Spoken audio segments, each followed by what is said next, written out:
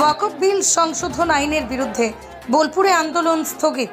Supreme কোর্টের নির্দেশে সিদ্ধান্ত মুসলিম সংগঠনের। ওয়াকফ বিল সংশোধন আইনকে কেন্দ্র করে 19 এপ্রিল বোলপুর শহরের প্রতিবাদ কর্মসূচি নেওয়া হয়েছিল মুসলিম সম্প্রদায়ের পক্ষ থেকে। তবে সুপ্রিম কোর্টের নির্দেশ মেনে এই আন্দোলন আপাতত স্থগিত রাখা হয়েছে আগামী 5ই মে পর্যন্ত। এরপরে আন্দোলনের রূপরেখা কি হবে তা পরবর্তীতে জানানো হবে বলেই সংগঠনের তরফে জানানো হয়েছে। এই আন্দোলনে স্থগিত রাখার সিদ্ধান্ত সম্পর্কে সংগঠনের পক্ষ থেকে মুখ খুলেছেন নাজিবুল হক। তিনি জানান, আমরা শান্তিপূর্ণ প্রতিবাদে বিশ্বাস করি। আমাদের আদালতের রায়ের প্রতি শ্রদ্ধা রেখেই আমরা আপাতত কর্মসূচি স্থগিত করছি। 5ই মের পর আমরা পরবর্তী পদক্ষেপ জানাবো।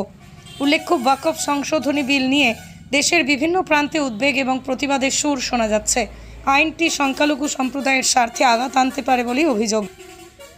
এই আন্দোলনটা ছিল অ্যাকচুয়াল বোলপুর সমাজ বলে একটা ইউনিট আছে। আমাদের সমাজের 14টা শাখা সংগঠন আছে।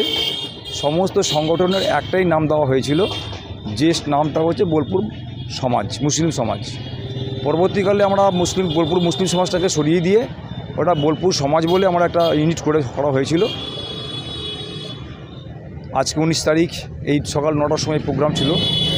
প্রথমে আমাদের যে প্রোগ্রামটা ছিল সেটা হচ্ছে বোলপুরের একটা পরিবেশন করার কথা ছিল, কিন্তু সার্বিকভাবে দেখলাম সারা রাজ্যে যেভাবে একটা আন্দোলনকে সামনে রেখে যেভাবে সন্ত্রাস হয়ে যাচ্ছে, বাইরের কিছু সন্ত্রাস সমাজ বিরোধী সেখানে প্রবেশ করে গিয়ে অসংগঠিত একটা ঘটনা ঘটাতে চাইছে।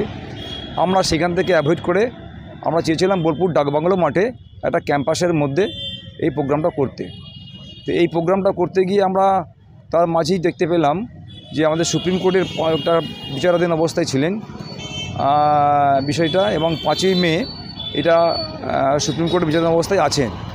আমরা সেটাকে মান্যতা দিয়ে, সুপ্রিম কোর্টের অর্ডারকে মান্যতা দিয়ে এটা আপাতত স্থগিত রেখেছি। আমাদের আন্দোলন অবশ্যই আছে।